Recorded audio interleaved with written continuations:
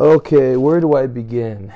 What's up, guys? Welcome to my channel. My channel's name is Kumbuka's Keyboards, but as you can probably tell by the title of this video, this is not a keyboard video, which in hindsight is really weird because my first video, full length at least, because I have plenty of shorts, my first video should be a video about a keyboard.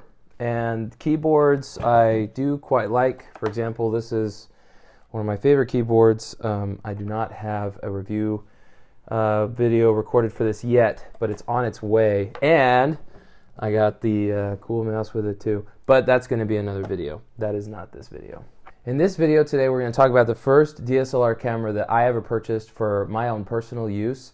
Obviously, it's not the camera that I'm filming with right now. Right now, it's actually a Sony Alpha A6000, also a good camera. But today I want to talk a little bit about my Canon Rebel T2i. This camera I purchased while while serving as a missionary for my church, the Church of Jesus Christ of Latter-day Saints in British Columbia, Canada. So it's not like region locked or anything like that. It's not like when I go over the border I can no longer use it. But this camera has actually ended up being a really cool tool for me to document some of my experiences as a missionary and pretty much all throughout in general. I took a lot of images, and being in British Columbia, it is one of the most beautiful places on planet Earth. So I thought it was really fitting to get a camera to help me capture those experiences while I was away from home and still be able to capture them to this day. So we'll get off into the basics of this camera. It is a 18 megapixel, I believe, camera, DSLR, and it's APS-C frame. It's not full frame. So some of the bigger camera bodies, you'll get more of a full frame effect versus just the APS-C that you get from this. But I believe this one was released in 2010, and for its time, it was actually really quite impressive. It could generate stunning images, and it really just depended on the glass that you were using. But this camera ended up being a really good daily driver for me for the 2 years that I was in Canada. And nowadays too, I've filmed a couple of things with this camera, and I've definitely taken some more photos with this. And my wife and I are planning a 2-year anniversary trip to none other than Lake Tahoe. So this should be an excellent tool to use out there. Some other basics, you can record video with this at 1080p at 30 frames per second. For lots of YouTube, that works just fine. I prefer this camera that I'm using now. It's a little bit newer. I mean, it was 2014 when the A6000 came out, so I'm using that to film for YouTube for now. But this still filmed a lot of videos, a lot of good quality videos while I was in Canada, and it still does today. And again, it's another thing with just the lenses. You just have to have a good lens on it. The battery works well enough for what I use it for just simple traveling or things like that. Just going on a hike or something here around the Las Vegas Valley, this works just fine to get me through the day. So I guess I'll move over to some lenses that I have for this camera. I'll first show you up close. I'll do the whole what's it called? The influencer thing, I think. This is my nifty 50 Canon 50 milliliter EF lens. This I primarily use just because it has such a wide variety of possibilities that you can take with it. It is a prime lens, and what that means is that you're not going to have like a telescopic zoom with this lens. For example, the camera came with a 18 to 55 millimeter kit lens, and these are good for basic beginning use, but obviously, as you can see, it is a little telescopic. You can shift from 18 millimeters all the way over to 55. So for beginners or for me starting off, it was just fine, but I definitely wanted to get myself a bit more into the prime market sooner rather than later.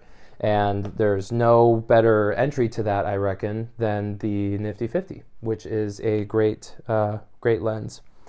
Next, I will go ahead and show you, I guess I just showed you my kit lens. This is my EFS 24 millimeter wide angle lens. They typically call it the pancake lens, but this one I bought, and I'm particularly excited about using this when I go to Lake Tahoe, because the wider angle you can get, the better your photography in landscape and trying to capture big images. This Canon lens will probably do me just good for that. So I'm particularly excited about using this one. I haven't used it too much recently. The last time I used it was to sit in the corner on top of my couch there to photograph my wife and I playing Minecraft in here, actually. I could probably throw that image up here in a second.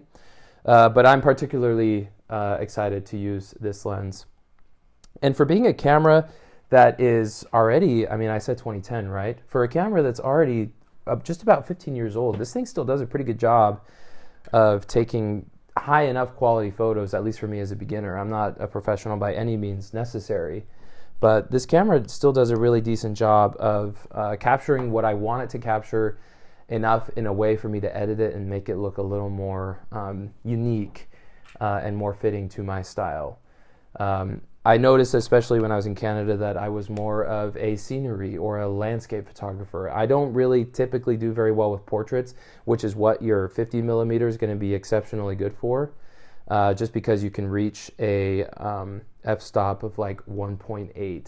So that really helps you focus in on your subject and makes everything else in the background blurry. That's typically what you want to use a higher like f1.8 for.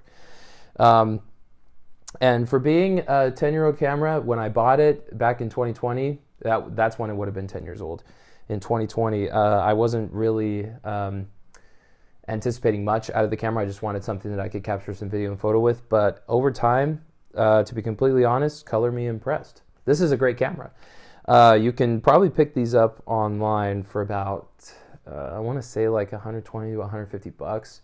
That's just about what I purchased mine for in Canadian dollars back then, so exchange was probably about like $100 in 2020. But even then, and the amount of time that I've used this, is still a great camera. It'll perform lots of your basic functions. It will do a lot of the things that you need it to, and it is just a great daily driver overall. So yes, I am particularly excited about taking this camera out to Lake Tahoe. I'll photograph some of that for you and post that on my channel, even though, like I said, I am a keyboard channel. I do want to film my first keyboard review video and post that here pretty soon. But I've just found myself more entangled with cameras as of late, which is not a bad thing. You got to have a good camera in order to build a good YouTube channel. And I think for lots of beginners, this would be excellent. So at this point, I feel like I am kind of blabbering. I'll give you a sample of the, oh, no card and camera. Oh, because it's in there. I'll give you a sample of the sound of this. Ooh, that is a long shutter time. But I'll give you a sample of kind of what it sounds like at like a 160. It's a pretty cool kind of a vintage sound. And obviously it generates really good images. So maybe after I'm done filming, I'll throw that SIM card back in here and I'll take some photos for you to kind of put in the background of my video. But yeah, aside from that, it's a great camera. It's a good beginner's camera. I hope I got all the stats on it right, because I really didn't have a chance to double check that before I filmed, because I wanted to capture the decent lighting in here for that. So yeah, welcome to my keyboard channel where I review both keyboards and camera. I mean, I really only have 3 cameras, so it's not going to be too much in camera review, but I'll keep you updated as to how this goes. And as of these, I think I have like 16 keyboards. It is way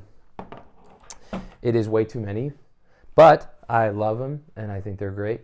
So I want to see if I can share that with the world and experience a little bit of YouTube on that as well. So yeah, feel free to reach out to me if you have any questions. Stay in contact, and if you haven't already, subscribe to the channel. I'm new. I'm trying things out, so let me know if you have any thoughts or anything like that, and we'll get right to it. So thanks for joining me for this video. I appreciate it. My Rebel T2i appreciates it too, and we'll catch you in the next one. See you later.